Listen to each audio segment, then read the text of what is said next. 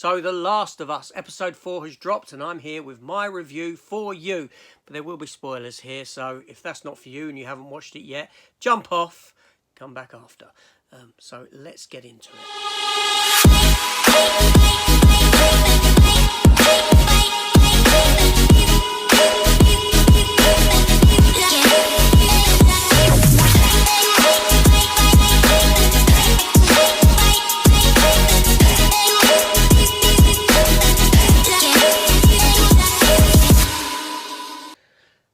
Welcome back to the channel, everyone, and welcome to my weekly review series for the new TV series The Last of Us. Today we're going to be talking about episode 4 entitled Please Hold My Hand, directed by Jeremy Webb and written by Craig Mazin.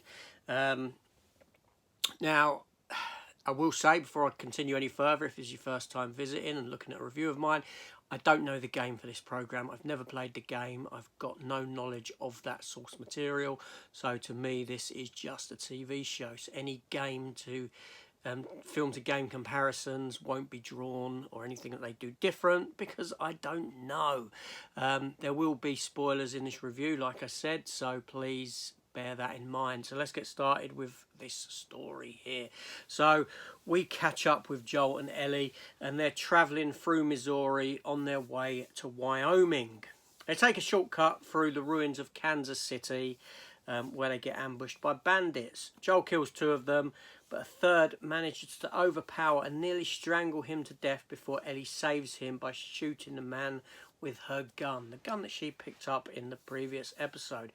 More bandits led by Kathleen, played by Charlie Sheen's stalker neighbour in 2.5 Men, find the bodies. Kathleen, believing that Joel and Ellie are in contact with a man named Henry, whom she is hunting, orders a manhunt. Kathleen, second in command, Perry, finds evidence of infected burrowing their way into the city, but Kathleen orders him to conceal it until they find Henry. Joel finds a high-rise where he and Ellie decide to sleep for the night until they can scout out a way out of Kansas City.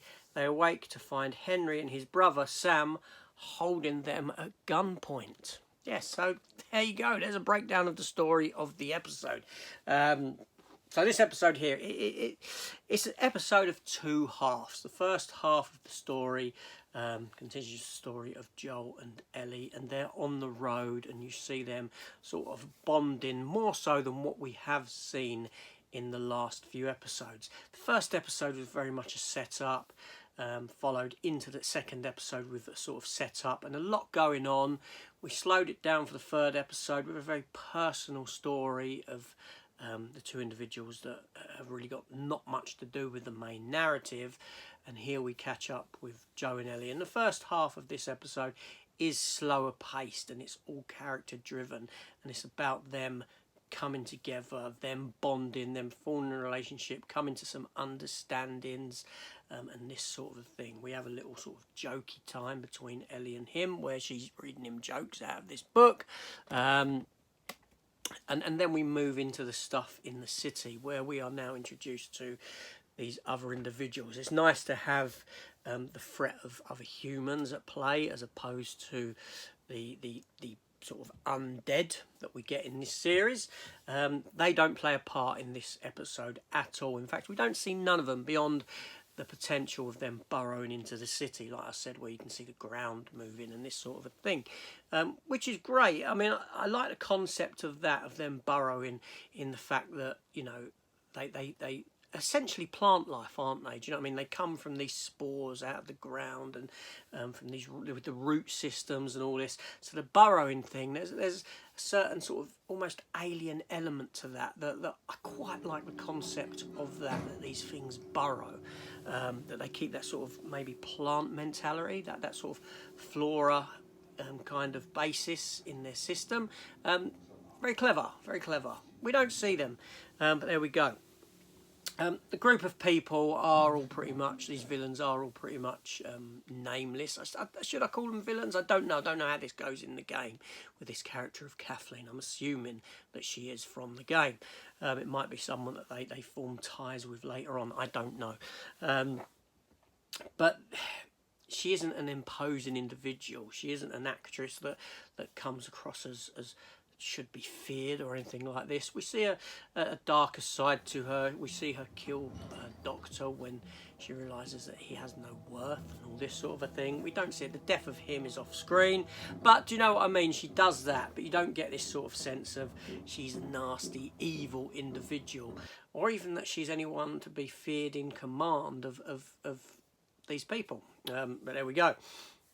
The episode ends, like I said, in with Joel and Ellie sleeping atop of this tower block. We come to find out that he's suffering some sort of hear loss, that Ellie has actually noticed this. She realises that his left ear isn't working properly for him. We get a lot of moments where he allows her to have her gun back, teaches her how to hold it correctly and this sort of thing. And we do get the scene earlier on where he kills an individual, Rick style. Someone who's a threat to them, but he makes her sort of hide away. We see their relationship blooming, we see the bond forming, and this has taken 4 episodes, and this is the issue that I had with the other episodes, that we didn't have this, but from a narrative perspective, it's been built up over time, and only now are we starting to see the growth of these two individuals together, and trust in one another, and it's great to see. So as far as I'm concerned with this episode, or with this series, it's on an up. It's on and up. The first episode didn't do too much for me because of the sort of familiarity I had with it. Same with the second episode. Last episode was a woke fest, but narratively speaking, it was a very strong episode, and I enjoyed it.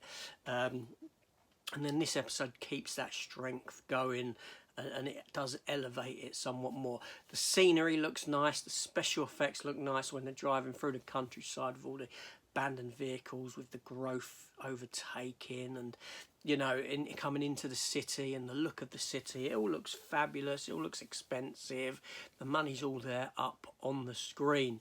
The only thing that bugs me is what was introduced a few episodes ago, in episode 2 I believe, where you have the vines, and if you step on them it kind of spreads a message to some of the undead somewhere else of your location. I just don't see the getting around of that from a narrative perspective. You would be, you know, questioning every single step that you took if you were living in a world where things were like that. I'm pretty sure you would. So that's the only flaw that I really have with the series. At the minute, the big standout flaw. You know, it's a good series, it's a fun series. I'm enjoying it now more so. I'm getting into it.